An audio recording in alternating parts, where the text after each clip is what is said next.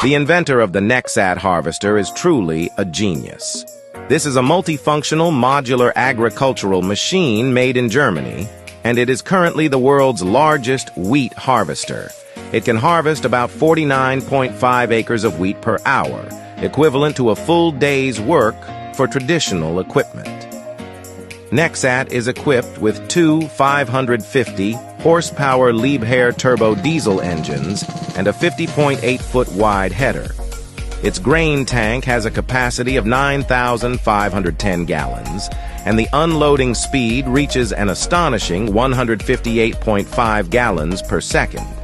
Additionally, Nexat features a 270-degree rotating cab with a wide field of view, ensuring no blind spots during operation.